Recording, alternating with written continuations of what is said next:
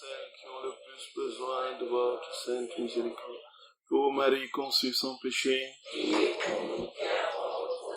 ô Marie conçue sans péché, ô Marie conçue sans péché, que par la miséricorde de Dieu, les âmes des fidèles trépassés reposent en paix. Au nom du Père et du Fils et du Saint-Esprit. Voilà, chers frères et sœurs bien-aimés, soyez les bienvenus pour cette dernière soirée de la semaine où nous allons essayer de poser en quelque sorte les préliminaires de la vie dans la divine volonté qui consiste à poser des actes. En fait, quand on parle de préliminaires, c'est une manière de parler puisqu'on a déjà les dispositions dont on a parlé et qui a constitué la trame de ces rencontres. Jésus dit que pour recevoir le grand cadeau de sa vie, de la plénitude de sa sainteté et de sa substance, il fallait, je répète encore une fois, il fallait être bien disposé, connaître le don et puis le désirer. Et nous avons développé ce que c'était que être bien disposé, ce que c'était que connaître le don, nous l'avons dit hier, cette manière que l'âme a d'approcher et de désirer le don. Et on a dit que le désir n'était pas dans les pulsions psycho-émotionnelles ou physiologiques, mais que le désir était logé dans les facultés de l'âme, dont la volonté, la mémoire et l'intelligence dont parle Jésus. Et que c'est là qu'il a tissé, n'est-ce pas, sa vie trinitaire, dont le Père dans la volonté, le Fils dans l'intelligence et le Saint-Esprit dans la mémoire. Et on a dit, frères et sœurs d'amour, que cette mobilisation des trois facultés de l'âme tendue vers Dieu faisait que Dieu venait véritablement s'installer et nous pouvions être dans les réceptacles de la Trinité, des personnes qui vivent au cœur de la Trinité et où la Trinité trouve dans l'âme justement son ciel. Donc nous vivons dans la Trinité vit en nous. Frères et sœurs d'amour, nous avons parlé de cela et donc on a parlé du désir comme une soif, un désir, comme un cerf altéré cherche l'eau vive, comme dit le psalmiste. Ainsi mon âme te cherche toi, mon Dieu. Et donc, au fur et à mesure de la soif et du désir qui se manifeste, Dieu nous remplit. Nous sommes remplis au fur et à mesure de la soif. Plus nous avons soif, plus Dieu nous remplit. Donc, et Dieu ne peut véritablement nous désaltérer que si nous avons soif. Et donc, d'où cette urgence, de cette soif stridente qui doit mobiliser tout notre être, de sorte que rien ne doit lui échapper. Ni notre volonté, ni notre mémoire, ni notre intelligence. Et c'est comme ça, frères et sœurs d'amour, que Dieu peut véritablement s'installer en nous. Et quand il s'installe en nous, qu'est-ce qu'il fait? Alors il pose des actes. Et c'est bien ce que nous allons essayer de très rapidement comprendre cette dernière soirée, frères et sœurs bien-aimés, et demander au Seigneur véritablement de nous donner non seulement de le comprendre, mais de l'appliquer véritablement. Parce que ce n'est pas une vie, comme dit Jésus, ce n'est pas une vie mystique, ce n'est pas une idée, c'est une vie réelle. Dieu veut véritablement s'installer dans nos âmes ici, maintenant, de manière parfaite. Et il veut agir en nous dans tout ce que nous faisons. Et la condition, effectivement, pour qu'il agisse, nous l'avons évoqué. Maintenant, il faut qu'il agisse. Alors, comment agit-il? Frères et sœurs bien-aimés, Jésus dit très clairement que le mot de pratique de cette vie dans la divine volonté, c'est des actes. C'est la sainteté des actes. C'est la sainteté des actes. La sainteté dans la divine volonté, c'est la sainteté des actes. Qu'est-ce que ça veut dire, frères et sœurs d'amour? On peut essayer d'établir un parallèle antithétique avec la sainteté, justement, d'une certaine vie mystique.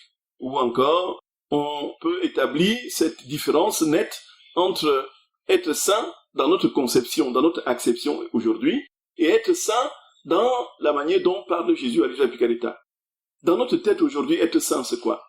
C'est avoir, frères et sœurs bien-aimés, fait des expériences particulières avec Dieu. D'avoir été dans la prière jour et nuit. C'est bien ça. Les saints qui veillaient, Saint Antoine du désert, qui était, n'est-ce pas, qui veillait et qui priait les 150 psaumes toutes les nuits. Voyez un peu. Ou encore ces saints anachorètes, ou encore ces saints stylites qui vivaient des ascèses absolument rigoureuses, qui les mettaient pratiquement dans un état de veille continuelle. Des saints qui ne dormaient jamais sur un lit, qui ne dormaient que sur du dur. Des saints qui, frères et sœurs d'amour, avaient une vie de prière quasi perpétuelle et intense. Des saints comme Padre Pio qui priaient 33 chapelets par jour. Voyez un peu. Comment nous pouvons prier 33 chapelets par jour? Qui peut prier 33 chapelets par jour ici, parmi nos frères et sœurs d'amour? Personne. Alors, pourtant, le Seigneur dit, frères et sœurs d'amour, qu'il faut prier sans cesse. Il faut prier sans cesse. Et même lorsqu'on entend la prière sans cesse, qu'est-ce qu'on comprend? Si on veut le prendre au sens littéral du terme, nous avons dans la première épître aux Thessaloniciens, n'est-ce pas, Saint Paul dit, priez sans cesse, priez sans cesse, priez sans relâche. Dans Matthieu au chapitre 5, à partir du verset 13, qu'est-ce qu'on entend? Jésus dit, veillez, veillez, veillez. Marc 13, 33, veillez, je vous dis veillez et priez, veillez et priez. Effectivement, quand on a cela au premier degré, qu'est-ce qu'on fait, frères et sœurs bien-aimés? On passe sa journée à prier. On va dans sa chambre, on allume sa bougie, on passe sa journée à prier. Et puis, quand on sort de la chambre à midi, le repas n'est pas encore prêt. Et puis, qu'est-ce qu'on dit? On dit, j'étais en train de prier. Voyez un peu. Et puis, quand le mari pose la question, mais qu'est-ce que tu faisais? J'étais en train de prier. Mais en fait, la prière, Dieu passe avant tout. Et puis, une fois qu'on a essayé de bricoler quelque chose, on retourne dans notre pièce de chambre, bien on va à tel groupe de prière, on va à tel, on prie, on prie, on prie, on prie. Le soir arrive, frères et sœurs, voilà. Et c'est comme ça qu'on peut comprendre au premier degré ce que c'est que prier sans cesse. Ça veut dire passer tout le temps, soit dans les églises, soit dans son coin de prière, soit en pensée à l'intérieur de soi, sans aucune relation interhumaine, sans aucune relation sociale, parce qu'on prie, parce que Dieu est premier. Donc nous voyons que si nous voulons appliquer véritablement prier sans cesse, qui de nous pourra véritablement prier sans cesse? Et même celui-là qui passe ses journées à prier, comment peut-il véritablement tenir dans la prière de manière continuelle, sans être distrait un seul instant, sans être interrompu par quoi que ce soit? Nous comprenons bien que ce n'est tout simplement pas possible. Quand Jésus dit prier sans cesse, frères et sœurs d'amour, alors on peut se poser la question, comment est-ce que c'est possible? Il nous dit de prier sans cesse. Si c'est au plan, si c'est au niveau littéral, c'est tout simplement impossible. Mais comment peut-il nous demander des choses impossibles? Il ne peut pas nous demander des choses impossibles. C'est d'ailleurs ce qu'il applique, ce qu'il critique, ce qu'il fait comme reproche aux pharisiens. Matthieu au chapitre 23. Vous liez, n'est-ce pas, des fardeaux que vous posez sur l'épaule et vous ne pouvez pas les lever d'un seul doigt. Voilà. On pourrait aussi le dire si on prend la parole de Jésus au sens littéral, il nous lie des fardeaux qui posent sur notre épaule et que nous ne pouvons pas lever d'un seul doigt. Comment est-ce que nous pouvons prier, être en train de prier sans cesse? C'est là, frères et sœurs d'amour, qu'avec la divine volonté, j'ai compris ce que c'était que prier sans cesse. Prier sans cesse, frères et sœurs bien-aimés, il faut le comprendre dans le sens de la sainteté des actes. Jésus dit que, en fait, si nous avions des choses spirituelles à lui donner, qu'est-ce que nous lui aurions donné véritablement? Même si nous sommes enfermés dans la chambre pour prier des heures, nous avons passé plus de la moitié du temps à nous distraire. Les pensées sont allées de 1000 manières dans différents horizons. Qu'est-ce que nous pouvions véritablement lui donner, même si nous avons passé ces heures-là? Ces heures-là sont encore, une fois de plus, si vous voulez, gangrénées par la faiblesse, la porosité de l'esprit humain et un imaginaire débridé qui va faire le tour du monde en une fraction de temps. Et qui peut dire qu'il se concentre véritablement pour quand il prie et qu'il n'y a pas une seule once de distraction? Personne. Puisque, frères et sœurs d'amour, notre esprit est ainsi fait. Et Saint Louis de Gonzague, c'est lui qui avait fait le pari de prier un quart d'heure sans être distrait. Et il s'est cassé la figure. Donc, nous comprenons bien que cette sainteté des actes, frères et sœurs d'amour, Jésus dit, si nous avions des choses spirituelles à lui donner, qu'est-ce que nous lui aurions donné? Nous lui aurions donné 1 heure de messe par jour, nous lui aurions donné un chapelet qui dure un quart d'heure, nous lui aurions donné, frères et sœurs bien-aimés, un temps de silence après, un temps d'oraison d'une demi-heure, et puis, est-ce que ça suffit pour prier sans cesse? Pas du tout. Jésus dit que, désormais, en fait, je vais prendre possession de tout ce que tu fais, y compris les actes les plus naturels de ta vie. Manger, dormir, boire, se lever, voilà, danser avec le Seigneur, bien sûr, cligner la paupière de l'œil, voyez, bâiller, voyez un peu. Pardonnez-moi, frères et bien-aimés. et puis marcher, rire, ainsi de suite. Le moindre petit mouvement, et Dieu sait que nous sommes dans un continuel tourbillon de mouvements, le moindre, dans tes pensées, dans ton sang, le sang qui circule en toi, les actes les plus naturels, tant dans ton fonctionnement biologique que dans les actes que tu poses consciemment ou inconsciemment du fait de la nature, je viens prendre possession de ces actes-là, parce que je vis pleinement en toi et ça devient mes actes, et ces actes deviennent divins. Et c'est Jésus qui va bâiller. C'est Jésus qui va rire. C'est Jésus qui va se reposer. C'est Jésus qui va marcher. C'est Jésus qui va manger. C'est Jésus qui va faire la cuisine. C'est Jésus qui va circuler dans le sang. C'est Jésus qui va battre dans le cœur. C'est Jésus qui va faire le petit mouvement du doigt. C'est Jésus qui va écrire. C'est Jésus qui va consulter ses mails. C'est Jésus qui va... Voyez un peu. Voilà la sainteté dans la divine volonté. Frères et sœurs bien-aimés, il faut que je vous lise ce passage où il dit, si vous l'attendez, les actes spirituels, on lui en donnerait peu. Peu importe, dit Jésus, si l'acte est naturel ou spirituel, grand ou petit. Mais nous regardons attentivement pour voir si tout est à nous. Si notre vouloir a fait lever son soleil de lumière, de sainteté, de beauté et d'amour. Et nous nous servons même des plus petits actes pour accomplir nos plus merveilleux prodiges et former les plus belles scènes pour notre divertissement. N'est-ce pas à partir de rien que nous avons formé les merveilles et l'enchantement de toute la création?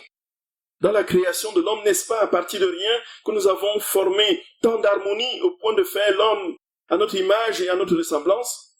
Ma fille, si la créature ne devait nous donner que ce qui est spirituel, elle nous donnerait fort peu. Vous êtes d'accord avec moi, frère et sœur bien-aimés?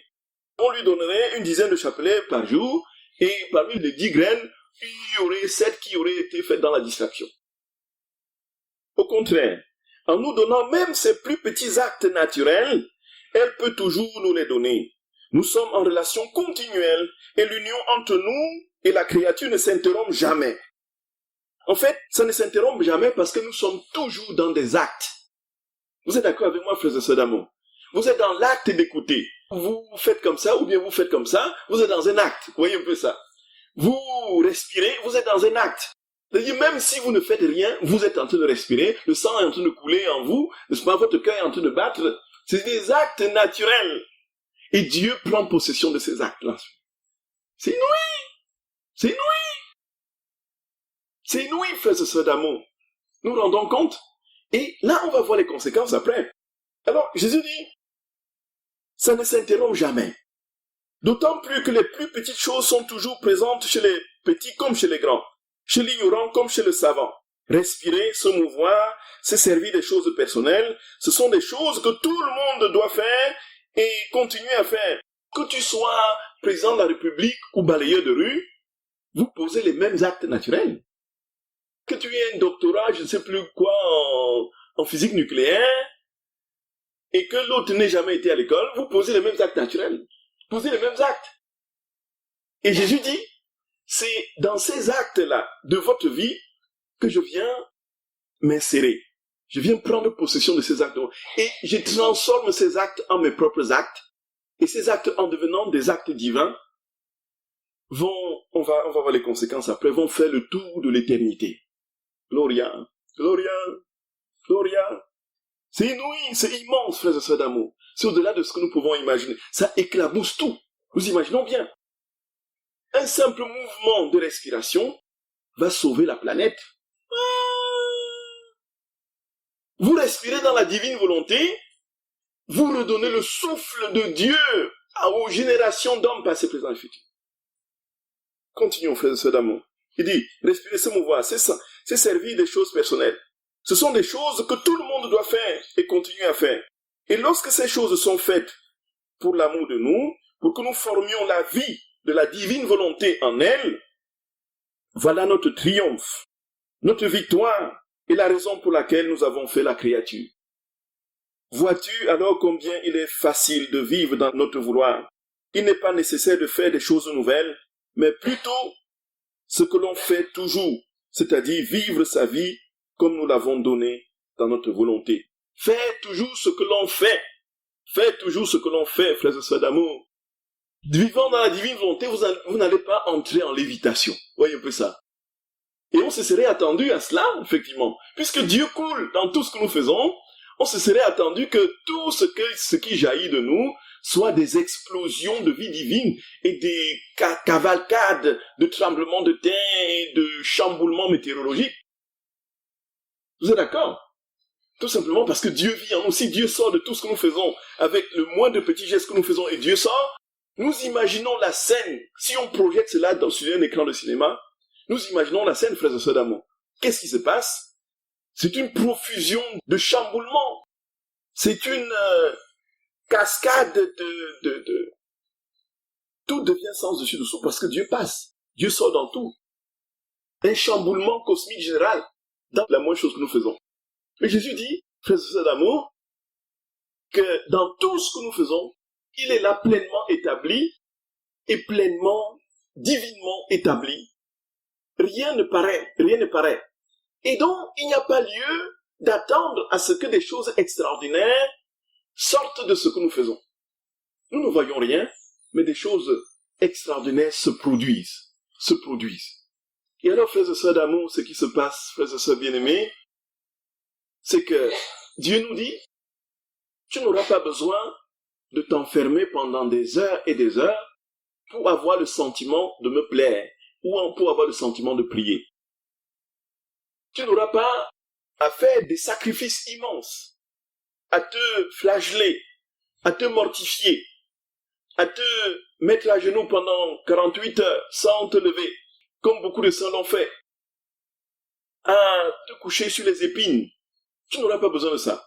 Dans tout le moindre petit mouvement, quand tu seras en train de manger, quand tu seras en train de boire une tasse de thé, quand tu seras en train de... Que ce soit moi qui le fasse, mon enfant. Que ce soit moi qui le fasse. On va comprendre la méthode, comment Jésus dit. C'est pour cette méthode-là. Il dit, c'est ainsi, voilà le triomphe. Pourquoi cet acte-là, frère, ce mec qui sort, c'est quoi? C'est un acte divin. Si c'est Jésus qui pose ces actes en nous, cet acte est comment? C'est un acte divin. C'est un acte éternel. C'est un acte, c'est Dieu lui-même. Et comme on l'a dit, c'est Dieu qui sort de ce qu'il fait. Vous parlez, Dieu sort de votre parole.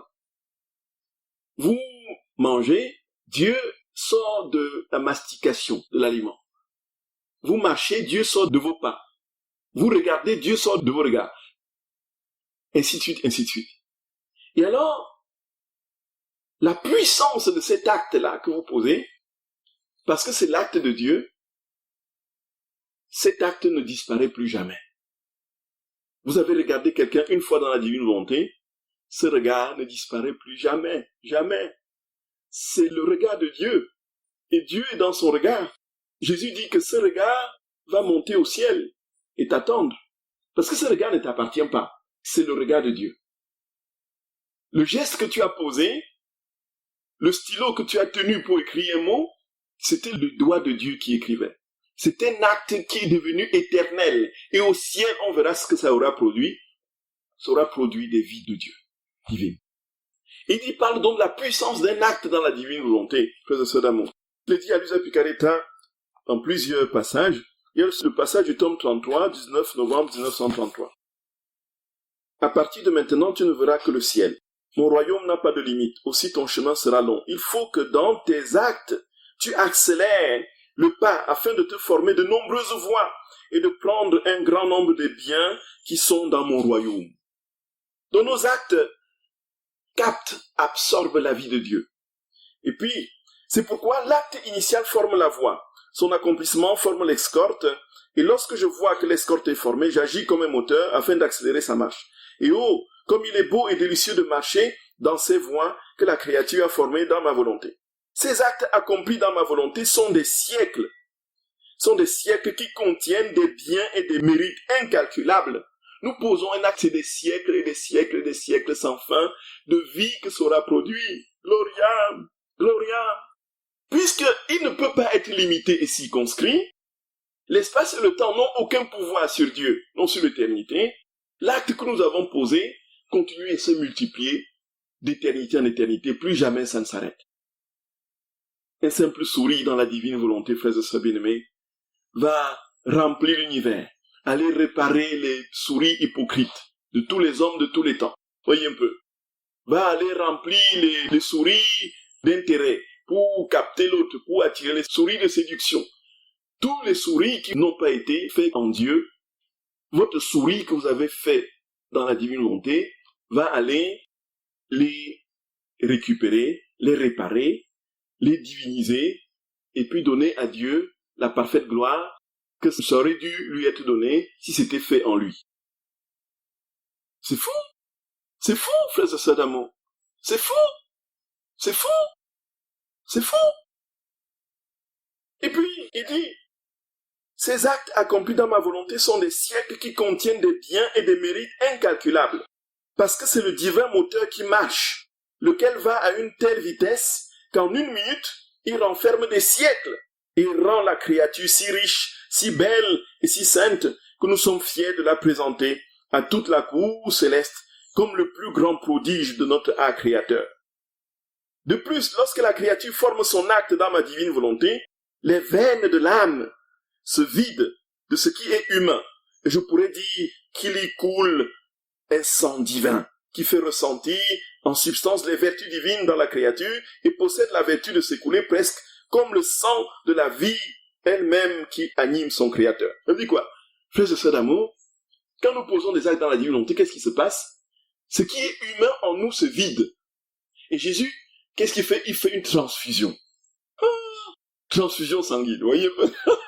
Oui, Jésus fait une transfusion de sa vie en nous. Et ce qui coule désormais en nous, ce n'est plus notre vie, c'est la vie de Jésus. C'est le sang de Jésus qui coule en nous. C'est son cœur qui bat en nous. Jésus dit cela.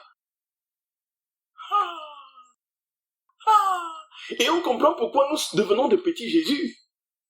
Parce qu'il y a eu ce mystère de substitution, ce mystère de transfusion de vie de Dieu, si on peut dire, qui coule dans notre être profond. Et Dieu prend place, frères et sœurs d'amour. Il prend place. Et il dit, il s'écoulait presque comme le sang de la vie elle-même qui anime son Créateur. Ce qui les rend inséparables l'un de l'autre. Nous ne pouvons plus être séparés de Jésus. Nous ne pourrons plus être séparés de Jésus. Ce n'est plus possible. Ce n'est plus possible. Parce que des cheveux jusqu'aux ongles d'orteil, il est en nous. Il est en nous. On coupe un cheveu, c'est le cheveu de Jésus qu'on a coupé. Vous voyez? On coupe un ongle, c'est les ongles de Jésus qu'on a coupés. Oui, ça, c'est fou, c'est fou. C'est fou, c'est fou. C'est fou, c'est fou. Frères et sœurs bien-aimés. Et si on pousse le raisonnement plus loin, vous allez chez le pédicure, et un peu, les ongles, là, vous devriez les garder en relique, normalement, si vous l'aviez.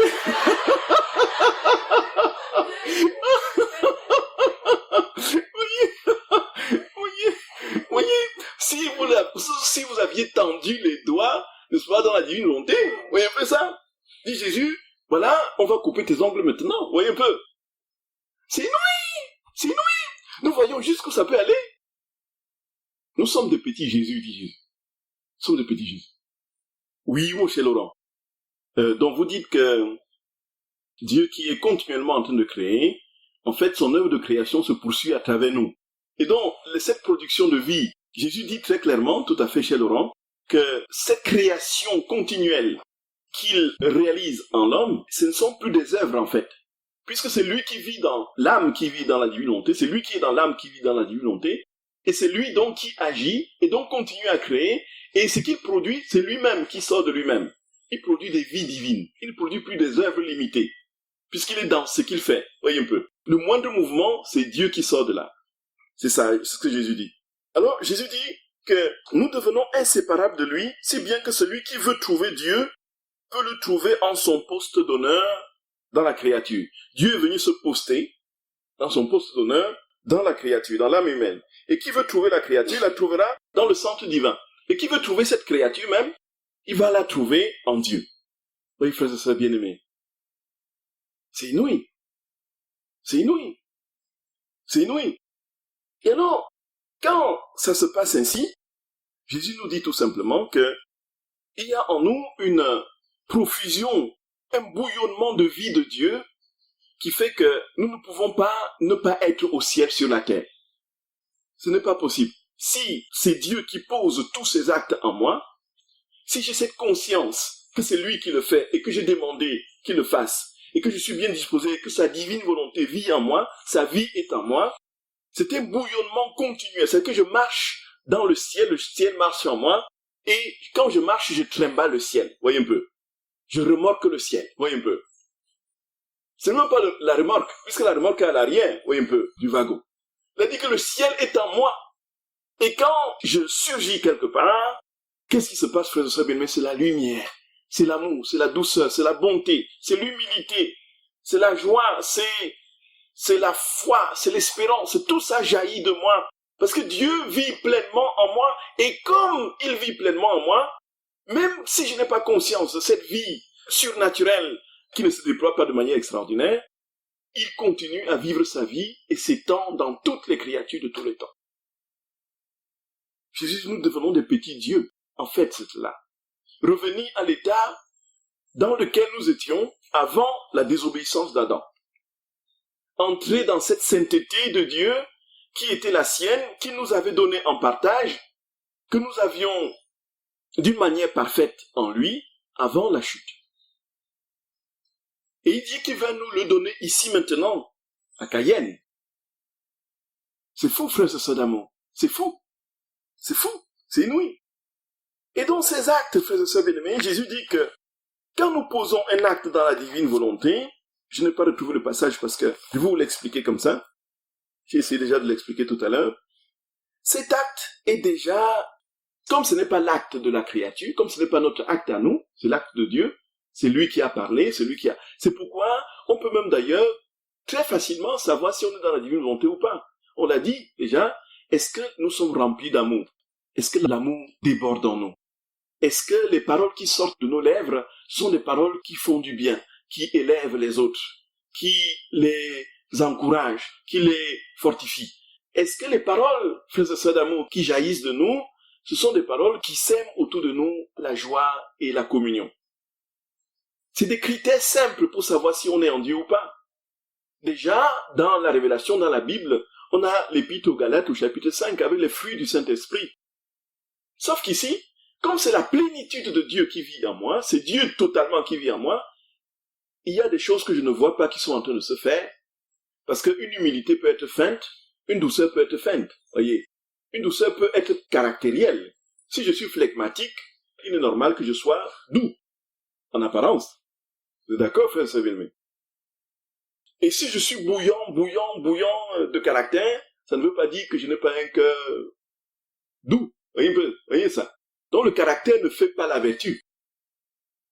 Le caractère peut favoriser une vertu, mais elle ne fait pas la vertu. C'est vrai que si je suis plutôt flegmatique, je ne veux pas me mettre facilement en colère. Mais le jour où la colère va sortir, bonjour les dégâts. Écartez-vous. Voyez un peu ça. Parce que je l'ai contenu, et ainsi de suite. Parce que je suis sans froid, je l'ai contenu. Frères et sœurs bien-aimés, Jésus dit, avec les fruits de l'esprit, les critères pour connaître que vous êtes vraiment là-dedans. Vous ne verrez pas les choses que Jésus dit là. Vous ne verrez pas que votre acte, comme dit Jésus, est allé au purgatoire. C'est-à-dire que vous avez respiré dans la divine volonté, votre respiration, parce que c'est la respiration de Jésus, monte au ciel en passant par le purgatoire. Va au purgatoire. Qu'est-ce qu'il fait au purgatoire? Déjà, c'est un acte éternel. Premier principe, acte éternel. Alors, l'éternité balaye le passé, le présent et le futur. Et de ce fait, puisqu'il n'y a pas de temps dans l'éternité, ou de succession de temps, l'éternité saisit toutes les réalités visibles et invisibles. Et alors, qu'est-ce que vous faites quand vous respirez dans la divine volonté? Qu'est-ce qui se passe? Cet acte de respiration, qui n'est pas votre acte, qui est l'acte de Dieu, va déjà, depuis le commencement du monde jusqu'à la fin, faire du bien, réparer tout ce qui, dans l'ordre de la respiration, va réparer tout ce qui a été colère, amertume, les miasmes des rancunes que le cœur humain contient, depuis le premier homme jusqu'au dernier sur la terre. Et quand il a fini, dit Jésus, cet acte-là monte au purgatoire. Et qu'est-ce que cet acte fait? Répare pour tous ceux qui sont au purgatoire, qui sont là parce qu'ils ont tenu rancune, parce qu'au fond de leur cœur, ils n'ont pas pardonné, parce qu'il y a manqué d'amour, ainsi de suite. Et puis, quand il a fini de faire sortir ses âmes au purgatoire, il monte au ciel, et qu'est-ce qu'il fait au ciel? Il ravit les saints. Il les porte à des niveaux de contemplation, de joie et de sainteté encore plus élevés. Puisque, frères et sœurs d'amour, Dieu est éternel. Même au ciel, on n'aura pas suffi d'explorer sa sainteté et d'en vivre. Nous serons dans un mouvement continuellement ascendant au ciel. Au ciel, on ne va pas hiberner. Au ciel, on ne va pas comme des taupes voyez un peu, se mettre ou bien comme des... Oui, c'est des marmottes, tout à fait exactement. Voyez, on se replie sur soi. Ce n'est pas ça le bonheur du ciel. Le bonheur du ciel, c'est une continuelle communion, fusion avec l'amour du Seigneur qui nous étend toujours dans sa sainteté, dans sa lumière, dans sa gloire. Et alors, frères et sœurs bien-aimés, l'acte en question va ravir les saints, vont les faire monter encore plus loin et va les irradier. Ils seront encore toujours plus dans le bonheur, la béatitude et la lumière, la gloire. Et cet acte-là va nous attendre. Cet acte va nous attendre. Et quand nous allons venir, cet acte va constituer, dit Jésus, notre habit de gloire. Gloria. Et si nous multiplions, nous imaginons combien d'actes naturels nous faisons par jour. Combien d'actes coulent de nous par jour, frères et sœurs bien-aimés. Et si c'est en Dieu, dans la divine volonté, combien de soleils divins formons-nous pour qu'ils vont nous accueillir au ciel? Ça n'a pas de nom, frères et sœurs bien-aimés, ça n'a pas de nom. Ça n'a pas de nom. C'est au-delà de tout ce que nous pouvons imaginer. Là, le Seigneur te dit, mon enfant, je ne peux pas te donner plus. Je ne peux pas te donner. Il n'y a pas au-dessus de ce que je te propose là maintenant. Il n'y en a pas au-dessus. Accepte ma vie. Accueille ce don et laisse-toi faire. Et je ferai de toi un autre moi. Je vais me mirer en toi. Et alors, frères et sœurs bien-aimés, comment concrètement est-ce que nous pouvons mettre les choses en place pour que ce soit une habitude et que, le moment venu, nous voyons combien le Seigneur s'est déployé dans la moindre petite chose que nous avons faite. Comment nous pouvons, frères et sœurs d'amour, concrètement mettre les choses en place? Jésus donne la méthode à Luisa Picaretta. Alors, il va parler des actes préalables et des actes actuels. Au tome 14 du 27 mai 1922, on lit ça de Luisa. Si un acte accompli dans la volonté de Jésus est si grand, combien de ces actes, hélas, je laisse échapper? Effectivement. Jésus lui explique tout ce que je vous ai expliqué là. Il dit, mais combien d'actes alors je laisse échapper? Que de conversations oiseuses, que de paroles futiles nous multiplions par jour, que de gestes complètement décalés de l'amour ne multiplions-nous pas par jour? Frères et sœurs bien-aimés, au ciel, tout s'arrête. On n'a plus la possibilité de multiplier ces actes-là. Notre vie, là, le temps là qui nous est donné, en un jour, nous pouvons conquérir toutes les lumières et toutes les gloires. En un jour. Dans les actes de tous les jours, quotidiens. Je m'étais amusé à un moment donné à demander combien de fois notre cœur bat, n'est-ce pas, par jour, voyez un peu, dans le mouvement du systole et du distole, voyez. Tom, tom, tom, tom, tom, tom, voyez. Par jour, par jour. À chaque mouvement, Dieu sort. Tom, Dieu sort, tom, Dieu sort, Dieu, tom, Dieu sort, tom, Dieu sort. Si c'est lui qui vit en nous, si c'est son cœur qui bat, si c'est son corps qui bat. Et comment faire pour que son cœur batte en nous? Jésus dit, voilà, il y a la méthode de l'acte préalable. Mon doux Jésus, s'approchant de moi, en mon intérieur, me dit, ma fille, il y a dans ma volonté l'acte préalable et l'acte actuel. L'acte préalable se produit lorsque l'âme, au début du jour, fixe sa volonté sur la mienne, confirme qu'elle veut vivre et opérer dans ma volonté uniquement. Par cet acte, elle anticipe tous ces actes et les dépose dans ma volonté. Par ce consentement préalable, le soleil de ma volonté se lève et ma vie est reproduite dans tous les actes, comme dans un seul acte actuel.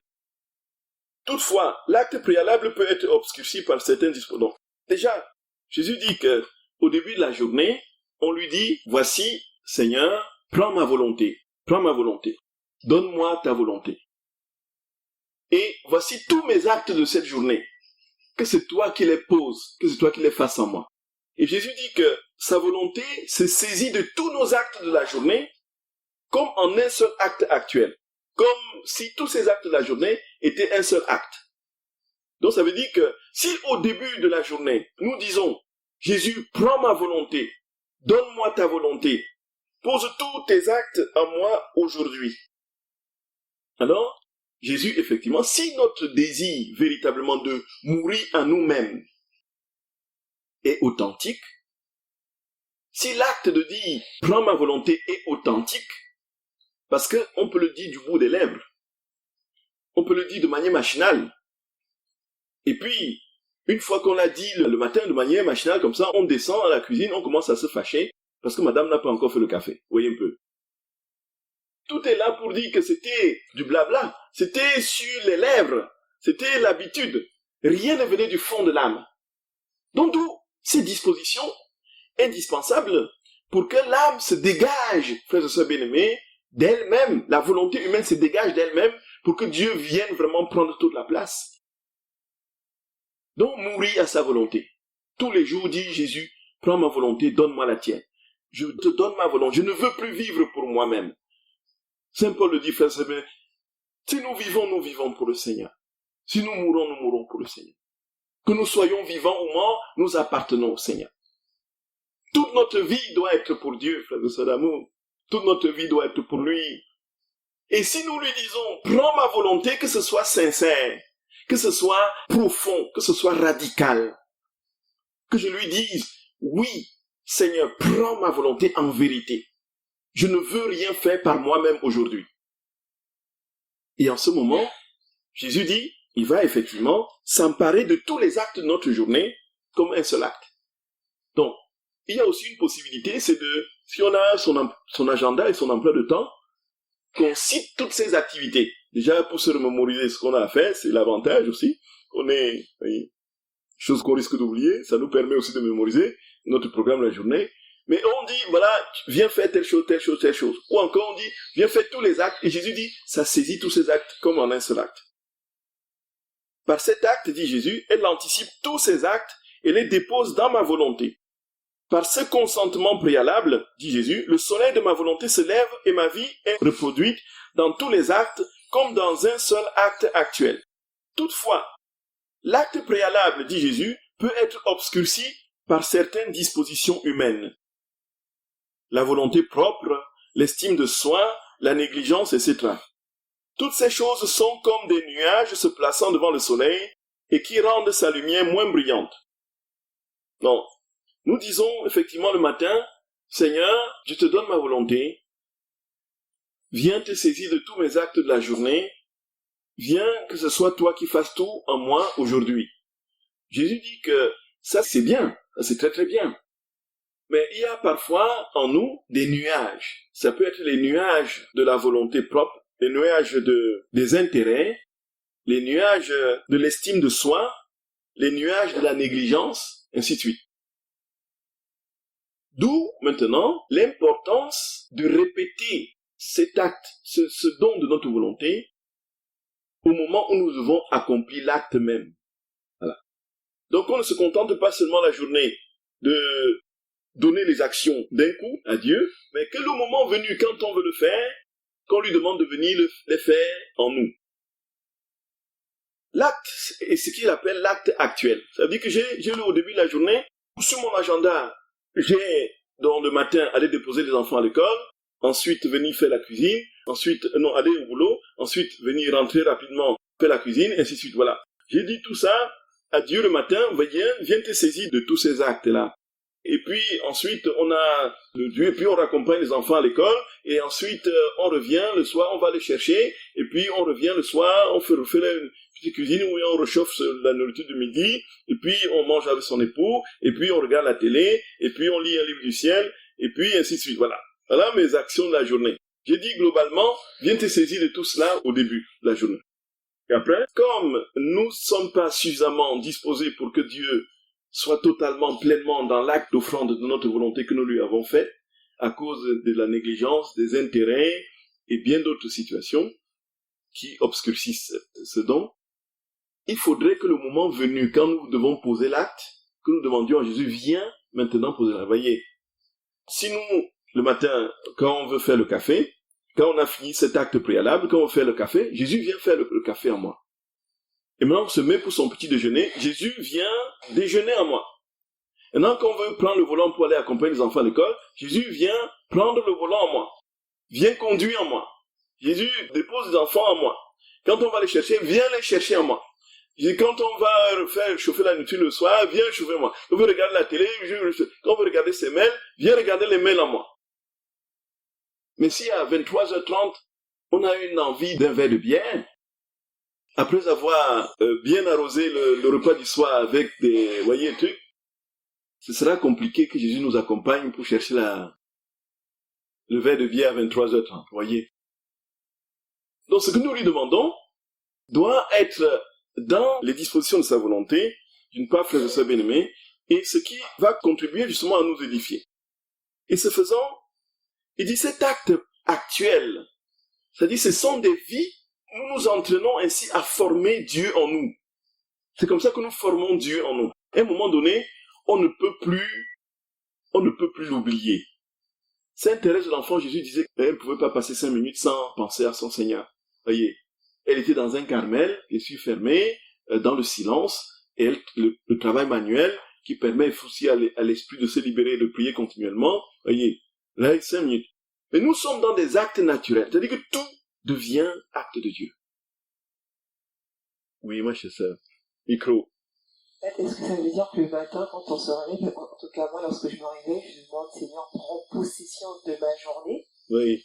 Est-ce qu'il faut, la journée, je dis, Seigneur, là, je vais, Seigneur, voilà, par exemple, Seigneur, etc. Et est-ce que juste ça suffit? Et Seigneur, prends possession de ma journée. Oui. Et deuxième question, c'est aussi, est-ce que tous les actes que nous posons, est-ce que ça jaillit aussi sur nos enfants, sur nos maris, nos femmes, etc. Voilà. Oui, merci beaucoup, ma chère sœur, bienvenue. En fait, Jésus dit très clairement que dans l'acte préalable, quand nous disons « viens prendre possession de ma journée », comme ce que vous avez dit, il vient effectivement prendre possession. Sauf que dans cet acte préalable, nous nous rendons compte très vite que ce n'est pas Jésus qui va s'énerver en nous en frappant les enfants, en leur disant « bon, maintenant rhabille-toi rapidement », voyez, en le bastonnant. Nous venons de dire « fais cet acte préalable », là, voyez un peu. Et nous voyons que concrètement, quand on est dans le feu de l'action, ce n'est plus lui qui est en train d'agir. On sent bien qu'il n'a pas pris possession de ces actes-là. Et c'est pourquoi Jésus dit, il est important, maintenant cette fois-là, que nous demandions, quand nous voulons habiller les enfants, Jésus vient les habiller en moi. Jésus vient les habiller en moi. Et s'il vient les habiller en moi, nous serons surpris de la douceur et de la patience avec laquelle nous allons les habiller, même s'ils font des bêtises, même s'ils s'agitent et ils font des trucs, voyez. Et si nous leur donnons une baffe, parce que, voyez, c'est la preuve que Jésus n'était pas là. Voyez un peu ça. Donc, ce qui veut dire que Jésus parle donc de ces actes préalables du matin, bien sûr, il dit, mais comme nous sommes obscurcis, notre esprit est obscurci par des intérêts, des négligences et toutes sortes de choses, l'estime de soi, la volonté propre, il faut, maintenant, lorsque l'on veut poser cet acte, effectivement, demander à Jésus, c'est l'acte actuel. Le plus possible, on s'en souvient, mieux ça vaut, voyez un peu. Plus on s'en souvient, mieux ça vaut. Bon, mais maintenant, si on ne s'en souvient pas, parce que nous sommes portés dans le réflexe, ce n'est pas un problème pour Jésus. Et si l'acte préalable a été véritablement fait, l'acte préalable compense l'oubli de l'acte actuel, voyez un peu. C'est ce que Jésus dit. Je vais d'ailleurs le lire. L'acte actuel, quant à lui, n'est pas sujet aux interférences des nuages, mais il a la vertu de disperser tous les nuages. Il fait lever d'autres soleils dans lesquels ma vie est reproduite avec une lumière et une chaleur encore plus intenses pour former autant de nouveaux soleils, plus beaux les uns que les autres. Les deux actes sont nécessaires. Donc l'acte préalable le matin, l'acte préalable donne l'élan, dispose le cœur et est la base de l'acte actuel. L'acte actuel préserve et prolonge l'acte préalable. Voyez, c'est ça en fait. Vous avez compris, frères et sœurs bien-aimés. Donc là, c'est très clair. Donc, il dit, pour la méthode, très précisément, c'est au tome 11 du 14 août 1912. Il dit, pour que l'âme soit capable de s'oublier soi-même, tout ce qu'elle fait ou tout ce qu'elle a à faire doit être accompli comme si je voulais le faire en elle. Voyez, c'est la méthode. Si Jésus veut faire tout en nous. Si elle prie, l'âme devrait dire, c'est Jésus qui veut prier et je prie avec lui. C'est Jésus qui veut prier. Ça change tout. Ça change tout. Si elle travaille, c'est Jésus qui veut travailler. C'est Jésus qui veut marcher. C'est Jésus qui veut se lever. C'est Jésus qui veut s'amuser. Voyez, c'est des bons amusements, hein. Voyez, c'est des bons temps passés de fraternité, de convivialité. C'est pas les boîtes de nuit, voyez. Jésus ne va pas en boîte de nuit avec nous, hein. C'est évident. Il dit, c'est Jésus qui veut s'amuser. Et ça devrait être ainsi en toute chose pour le reste de son existence. À l'exception des erreurs, bien sûr. On ne peut pas dire, Jésus, viens commettre le péché avec moi. Donc, ce n'est qu'ainsi que l'âme pourra s'oublier elle-même. Voilà. Ce n'est qu'ainsi que l'âme pourra s'oublier elle-même. Frères et sœurs bien-aimés, faites l'expérience. Faites l'expérience. Vous verrez, au bout d'1 mois, 2 mois, 3 mois, votre relation au Seigneur va être tout autre. Si vous avez le réflexe chaque fois de dire Jésus, viens à table avec moi manger, même si ce n'est pas dans le bénédicité, vous le dites dans votre esprit, dans votre cœur. Prenez le volant, Jésus vient conduire. Vous voulez marcher, Jésus vient marcher. À un moment donné, vous allez vous surprendre sincèrement à ne plus vous passer de la pensée de Jésus. C'est vrai. C'est vrai. Oui, ma sœur. Je disais que je confirme dans la conduite, parce que dès que je prends le volant, je dis Seigneur, viens conduire avec moi. Oui. Et c'est vrai que maintenant, je suis plus souriant, calme. Je fais même des appels de phare aux gens pour leur dire de passer. Amen. Non, mais vraiment, moi-même, je ne me reconnais plus. Amen, amen. Tout à fait, ma chère sœur, tout à fait. Oui. C'est ce que Jésus dit, frères et sœurs d'amour. C'est ce que Jésus dit. Et alors, maintenant, il nous suffit tout simplement d'appliquer. D'appliquer, point final. Oui, ma chère sœur. Micro, Rita. Oui. J'aimerais revenir sur un point parce que moi, au départ, je crois que j'ai fait une erreur de compréhension, mais je voudrais que vous me donniez la confirmation. C'est-à-dire que je voulais anéantir ma volonté, mais en cherchant à l'anéantir, j'étais devenue quelqu'un, en fait, là, je parle plus sur mes rapports aux autres, notamment avec ma famille. Je n'avais plus de désir quand on me demandait, Pascal, qu'est-ce que tu veux faire? Oui. Eh bien, je disais comme tu veux. Oui. Et ça, je pense que c'est pas le bon chemin. Oui, disons, c'est pas effectivement ça, puisqu'on peut vous imposer tout et n'importe quoi, vous voyez un peu, qui soit contraire à la vérité, à l'amour, un peu. Si c'est la volonté de l'autre, c'est la volonté de Dieu qui doit primer. Et si Dieu vit parfaitement en nous, vous aurez le clair discernement de ce qui n'est pas de lui, et puis vous direz non quand il faudra dire non, vous voyez un peu. Et même de manière puissante. Ça, c'est évident, puisque quand Dieu vit en nous, il ne tolère pas les demi-vérités, il ne tolère pas le mensonge, il ne tolère pas, vous voyez. Donc, il y a en vous une force, une puissance telle que vous avez la capacité immédiate, ma chère Pascal, de dire stop au mal, quoi. Stop au mal. Et puis, frères et sœurs d'amour, lorsque on est dans cette vie chrétienne, effectivement, on comprend, et ça, ça a été très, très appliqué. Nous voyons bien l'introspection. La question de l'introspection, déjà. On va à l'intérieur de soi chercher un ensemble de choses qui vont, qui ne vont pas, qui vont, qui ne vont pas. Ça, c'est pour ce qui est de l'examen de conscience qu'on applique habituellement. Ça, c'est bien. Mais la vérité est que qui nous projette la lumière sur nous-mêmes, si ce n'est pas Dieu? Qui peut nous faire voir notre intérieur profond, si ce n'est pas lui? Et donc, la vie chrétienne, c'est une activité permanente, une activité d'amour continuel. Et donc, plus nous nous activons à aimer le Seigneur, plus il nous montre ce qui en nous ne va pas. Plus il fait disparaître, il dégomme notre volonté au fur et à mesure que nous laissons la sienne vivre en nous. C'est ça, tout simplement. Donc, notre vie, pour mourir à notre volonté, il n'y aura pas une ascèse particulière d'une démission radicale à notre volonté, comme ce que j'ai reçu ici. C'est pas qui, donc c'est des gens qui s'amusent et puis qui envoient souvent des trucs rigolos. Et il y a un flacon qui s'appelle Obéicine, extrait du jus pur de la peur, vous voyez un peu, pour anéantir les initiatives, un truc comme ça. C'est un médicament, vous voyez un peu. C'est les gens qui font des trucs pourris. Obéicine, extrait du pur jus de la peur, vous voyez un peu, ainsi de suite. Donc, le Seigneur ne nous dit pas de verser sur notre volonté n'est-ce pas, un médicament pour l'anéantir, pour le détruire. Ça veut dire que nous détruisons en même temps notre identité. Notre volonté se transforme en Dieu, en celle de Dieu. Voyez un peu. Donc, dans la divine volonté, notre volonté ne disparaît pas. Elle est transformée en Dieu. Et puis, cette volonté de Dieu qui prend place en nous, la très sainte mère dit même à Luisa Carita, donc que sa volonté humaine était là présente, mais cette volonté n'était plus agissante, elle était désactivée. C'est la volonté de Dieu qui agissait en elle. Donc, si nous avons une identité qui ne doit pas être perdue, n'est-ce pas, dans la divine volonté. Et c'est ça justement. Et même si c'est cette divine volonté qui vivait en nous pleinement avec la perte de notre identité, ce ne serait plus nous, nous serions même plus conscients de ce qui se passe. Tout simplement parce que nous n'existons plus. Mais Dieu vient conjuguer, vient s'établir en nous et épanouir notre volonté dans la sienne. Oui, Marie-Claude. Oui, alors, je voudrais donner un exemple concret, parce que tout ça peut paraître un peu théorique, et je vous assure que c'est du concret dans notre vie de tous les jours. Et je vais vous citer un tout petit exemple de quelque chose qui vient de se passer. Bon, des formations professionnelles, chaque fois que je fais quelque chose, j'ouvre un petit dossier avec le petit rangé, enfin, j'ai une petite chemise, perchonnant, j'ai mis le billet d'avion, j'ai mis la liste du recrutant, j'ai mis etc. dans mon petit dossier, chaque 30 secondes, je vérifie, bon, ça j'ai appelé quelqu'un, j'ai voilà, ça j'ai fait ça, je rajoute ma chef. Bon. Dimanche matin, c'est la dernière fois que j'ai vu mon petit dossier. Je ne sais pas où il est. Je l'ai cherché partout. J'ai appelé les uns et les autres. J'ai dit, bon, Seigneur, ok, c'est bon. J'ai compris.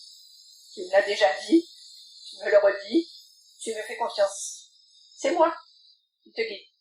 Ok? Alors, tes petits dossiers, bon, c'est bien gentil. Là, maintenant, tu me suis. Et tu me fais confiance. Ok, Seigneur, pas de problème. Et voilà. Je pense pas que qui que ce soit se soit aperçu que j'avais fait mon petit dossier, où j'ai pu récupérer quand même certaines choses sur mon portable, sur mon téléphone, j'ai essayé avec les notes, mais voilà. Donc, en fait, ça se passe concrètement. Lâche. C'est moi. Fais-moi confiance. Amen, amen. Laisse-moi faire en toi. Amen, Voilà. amen. Tout à fait. Amen. Tout à fait. Tout à fait, Marie-Claude.